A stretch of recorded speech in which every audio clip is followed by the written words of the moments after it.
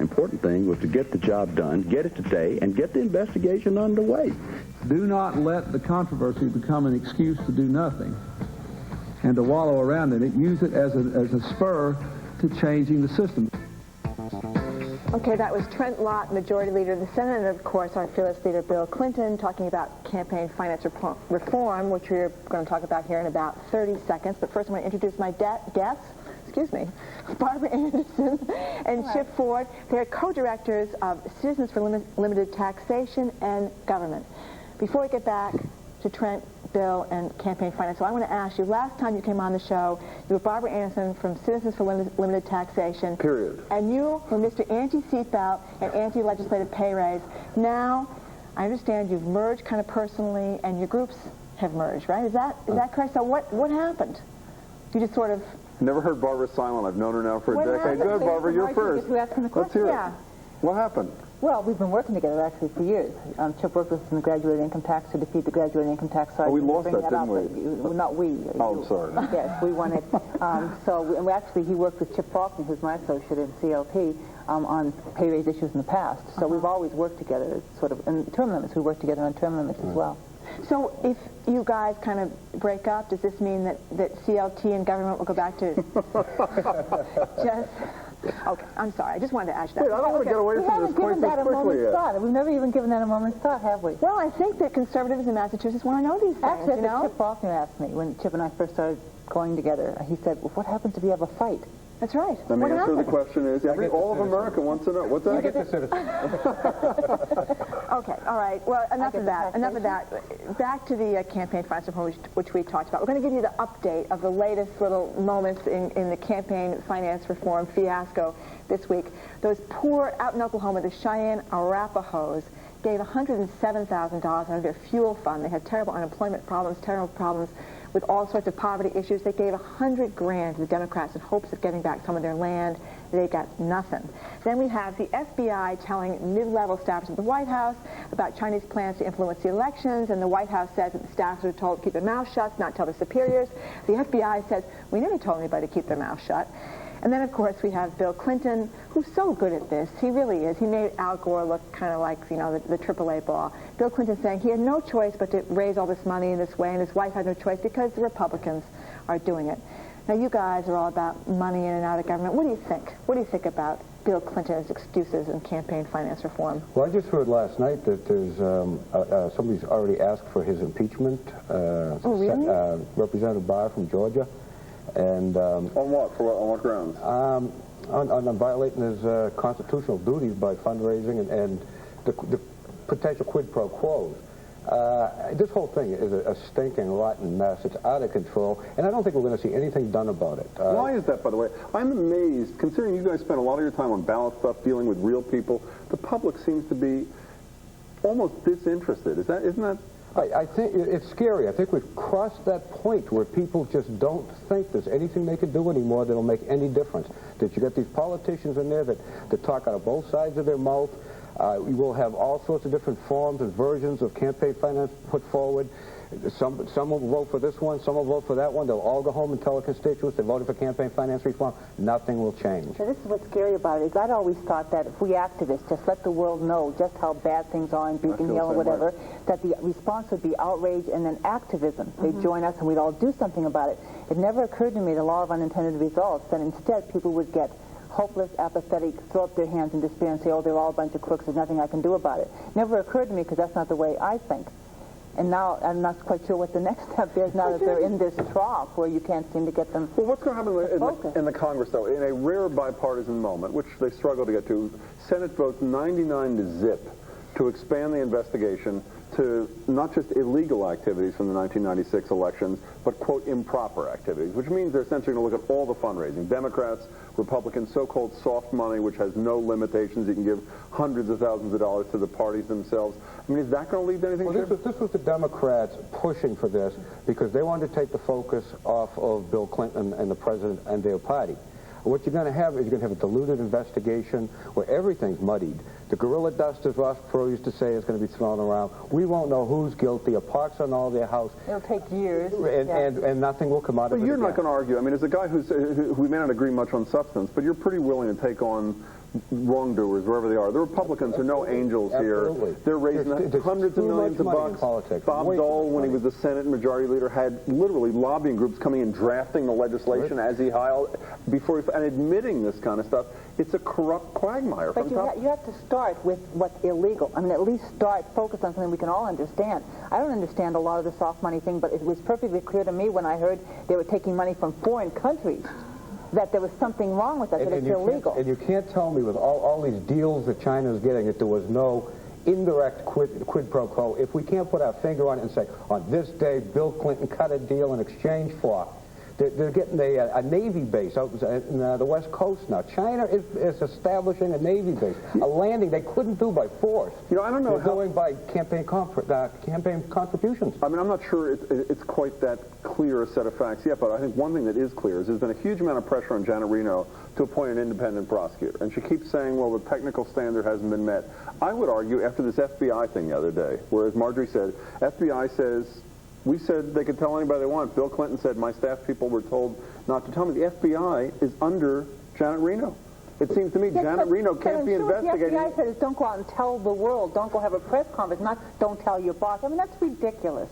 And Janet Reno almost didn't keep that job, if you remember, after Bill Clinton won re-election. It was very tentative because of the independent prosecutor she had been assigning up to date. She's scared to death to assign this prosecutor. Well, I think it should be. We talked about this before. Bill Wells, you know, Wayne Woodley in your paper suggested Bill Wells could be the independent prosecutor. What do you think? It'd be a good job for Bill Wells, who's kind of fishing around for a new position. Well, only if they clone him, and we need to keep him as governor, and there are other things he's interested in too. Like what? Like being ambassador to England, right? He'd be a great ambassador. I think he would. That's right. But don't you think, you mentioned that you're kind of shocked that people don't get outraged about this sort of stuff, but I think there's also a sense of, oh my God, here we go, he's got one more term in office to do something, and it's all going to be about this now. It's going to be, you know, I don't know if it's going to get to impeachment investigations, but it's all going to be about campaign finance reform and fighting over this. And I think that's part of the reason people are... Part of the problem is that the Democrats have, and I'm not being partisan in this either, I've just seen who's done it. They've set up this image of legislators, Congress, as people who are supposed to get along with each other. That's not what they're there for. They're supposed to fight. That's why we have two parties. Yeah. So now everyone's afraid to even be combative, and people are they're actually repeating what the Democrats are telling them to say, which is, we don't want them to squabble, we don't want investigations, we want them to sit down and do the people's work. That's not what they do in Washington. Let's switch from a federal issue that the public, we all agree, doesn't care enough about, regardless of your political point of view, to a state issue, which the public, I don't think, cares enough about. The Big Dig, biggest federal public works project in the history of the United States of America, probably going to reach $10 billion by the time it's done. I used to do a radio show with Jerry Williams, who kept saying, a talk show host from all over the country, but now in Boston, would say, I don't get it. Why aren't politicians talking about this? We're going to talk about the current events when we come back from a commercial in a couple of minutes about the Big Dig. Why did the Big Dig and the immensity of this never capture the excitement of the public? Why weren't they worried about this huge expenditure, including huge expenditure of state funds? They don't worry about a lot of things. They were lied to. I was around when they came up with the idea of the Big Dig. It was going to be $3 billion at the most. It was going to take a couple of years, you know, of minor disruption. And when the North End and other people tried to fight it, they were lied to. Everyone lied and said, no, it's not a big deal. Well, you couldn't prove that it was going to be a big deal, even though you knew it was going to cost at least 3 times more than they said. So today they know. Jobs, that's a big thing, too. All the jobs are big. Well, and the people who are getting them. I think against part of that despair thing, which is they lied to us. What can we do about it? You know, let's go live our lives and ignore them. Well, we got to take a break. When we come back, we can discuss whether the public's finally going to become involved, because as we know, the state, whether it's Republicans or Democrats, are saying we got to come up with hundreds of millions of dollars to pay our share of this project over the next couple of years. As we take a break, you should turn on your tape thing, because we're going to see Mike McCurry, the presidential press secretary, James Carville, consultant deluxe to Bill Clinton at Kennedy School, with Carville actually admitting that there may have been some misfeasance on the part of the Democratic Party. It's a rare moment for all of us. Stay tuned. Look, I can't sit here like I can on Whitewater and say it's all bogus because the DNC returned $3 million. You don't return $3 million. People have to understand that we will have a privately funded system of politics, and we have to do the best we can to make it an honorable system.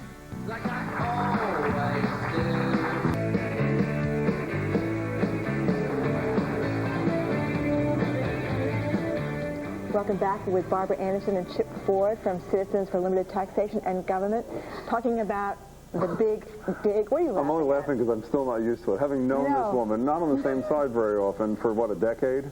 I still can't get to the used to the "and government" part, but I will. It's catchy. I think it's very catchy. Well, you can't There's limit a one limit without the taxation. other. I know what you mean. Go ahead. I'm sorry, Margaret. If you just say Yeah. CLT and G, it's a lot C&D easier. Nice utility company kind of sound. Sounds You like know what I mean? E&G, Right, you doesn't still it? can't do it. Yeah. Sorry to interrupt you, guys. CLT. Okay, they're here from CLT and G, or citizens. They don't want to raise taxes, as opposed to you, Jim, who wants to raise everybody's taxes. Exactly. I think that's the way. Got it. And I'm in the middle, okay? But we're going to talk about the $10 billion Big Dig project, which nobody gets excited about. And now the new idea is to raise tolls on the Mass Pike and all the tunnels, and the Ted Williams Tunnel, which I've managed to get through once, you know, when they have that little sign that says authorized traffic is, or all traffic is allowed, so you can go through the tunnel. 1 or 2 days there. I was kind of underwhelmed by the Ted Williams Tunnel. How much did that cost?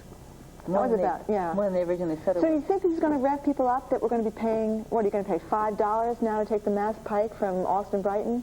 Well, people, once they recognize that the tolls are going to be doubled, then you're going to start seeing the outrage. But, of course, by then it's too late. But do you guys care about tolls? It's like a lot of these 2.5 overrides that the town people don't realize there's even an election, they don't vote, they get hit with the property tax bill later, and they wonder what happened, And they they get call mad. office and say, Let's Then they speak get to mad. the CLT part of the CLT and G. These aren't taxes. These are basically user fees. Why shouldn't we have user fees to pay for the Big Dig? And I think that's not a bad idea if you're substituting the user fees for taxes, but since our tax burden is already so extraordinarily high, and we have this huge state surplus, and they're trying to find some ways to get rid of the surplus, and then in the middle of this they come in and raise tolls on drivers, which means that drivers commuting from the North Shore are going to be paying a disproportionate share of this, and they're going to be paying up to $320 a year just to commute into Boston for the privilege of sitting in traffic while they finish the Big Dig. So your solution is just use state surpluses, that sort of Well, stuff? actually, Joe Malone had a solution, which I wasn't sure what we should do either, because I mean, you're in Joe the middle Malone, of this state treasurer, who was project, here a couple of weeks the ago. state treasurer came up with an idea in the last few days to take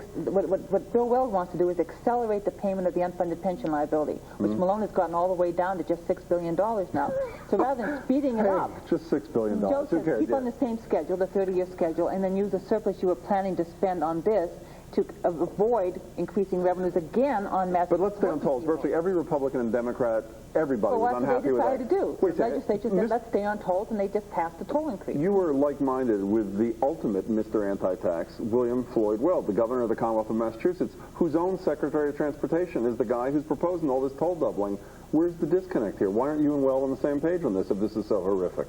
I wouldn't mind the tolls if, in fact, our taxes were coming down at the same time. And if we were going to get a major tax cut, like the cut in the so-called unearned income, I think then it would be a worthwhile trade-off. But meanwhile, they're simply raising the tolls. There's no quid pro quo for us, the drivers, the commuters, the citizens, and therefore, and the other problem, too, was the way the legislature did it. They came in, announced that they weren't raising tolls. They're just creating the authority that's going to raise the tolls, tried to disassociate themselves, gave brilliant speeches about how terrible this was, and then carefully manipulated the votes and the roll calls so that nobody would ever really know what they were doing. There were a couple of guys, though, who attempted, called the Free the Pike Coalition, who attempted to get a question on the ballot in 1996 that would have essentially eliminated virtually all tolls in the Mass Pike. One of them was quoted in the paper this week saying, if the tolls are doubled, this is going to give huge momentum to our movement to get this question on the ballot. As ballot experts, Chip, what's your sense of is there any momentum for this? Or people basically say, listen, we need this money to pay for this project. A lot of jobs, a lot of important work gets done. Well, I think the fact that the tolls on the turnpike, there's another lie, as Barbara was saying. We've been lied to and lied to and lied to, and it's begun to affect everybody at some point or another. They fell short about 5,000 signatures last time. I think, and that was the first time that either of them had ever tried. The need for roughly 70,000, right? Right, about 80,000. Yeah, okay. And I think that they'll get it this time, and it's going to be more difficult because they've got to pay off those bonds first. But I think that we will eventually, we're going to see Doug and Harold succeed. This is an old lie. I mean, we were told when the turnpike was built. It's a 45, 50-year-old lie. Yeah, and that was one of the first things that people became aware of, how often the government lies to them. So this wasn't the Weld administration is trying to deal with what it was stuck with, which is the Big Dig and the turnpike necessary to help to pay for it. But I think they should be disassociating themselves from it a little bit more and siding with us. Right, but that's exactly, let me try that question a second time. So why isn't Bill Weld on the side of what you would consider the angels here, saying we don't need tolls, let's just do whatever other kind of thing works? Partly they are. They've cut some of the tolls in the turnpike. They're moving in toward Boston, trying to get rid of some of those tolls. You don't want to criticize him on this, do you? Yeah, well, I mean, honestly, you don't. It's not so much a criticism as that he inherited this problem. But I do think they should be making more of an effort, since Joe Malone came up with another idea, to come up with a compromise here and use some of the state surplus to pay for the big dig instead of raising tolls on drivers again. But, may I ask a little Mary Jane citizen question here? I mean, when Dukakis, of all people, was governor, they rebuilt the Southeast Expressway, and they wrote the contract in such a way that it had to be finished by X date, and they fined the contractors when it wasn't. And when there were all these change orders, it was too bad. I mean, I've been asking that question, why too. couldn't we do that in the big dig? We have all these lawyers. Why can't the government figure out a way not to get... Not the government, Bill Weld. Bill Weld is totally ignoring Bill the Weld. horrors of this project that you guys keep describing. He's doing trade missions wherever the hell he is, but he's not focusing on this huge thing right under his own nose. We only have 1 minute left. Well, I can't explain why he doesn't do it. He did inherit it. It is a massive project. The question is that they're basing this in a worst-case scenario of federal funding. And from what we're hearing now, it's going to be nowhere near as bad as the worst-case scenario. And yet we've got, right now, they voted on it last week. We will have toll increases. And if we get this federal funding and we don't get any of this surplus tax back, all we're going to do is see state government grow bigger and bigger and bigger. Come the next recession, we're going to be in big trouble. Remember, again. in the blame game, it's filed by Weld's own guy, not by the legislature. We have 30 seconds left. Speaking of ballot stuff, you guys were behind and speaking of the legislature, an effort a couple of years ago to get a legislative pay raise in the ballot. You got the signatures, unlike the Free the Pike people. Knocked off on a technicality by the Supreme Judicial Court. When it was, you both said, before you were merged, we may come back. Are you coming back in 98? Well, we're still in the process of redrafting it to please the Supreme Court. So you may do this. You may do this again. But there are other issues, too, that we want to get involved in. So we have a pile of suggestions what we should do petition drives on. We can only do one. In the end, our members will have to vote. In the end, how about you? It's the same thing. In the end, we'll poll our members. Whichever one comes up with the most support, that's what we'll be doing. If it's a pay raise issue, we'll be right back at them. We got to go. As I said, CLT, you ready for this? NG, Citizens for Limited Taxation and Government. Barbara Anderson, Chip Ford will be back in 2 minutes with the Eagan Braude Week in Review. Stay tuned.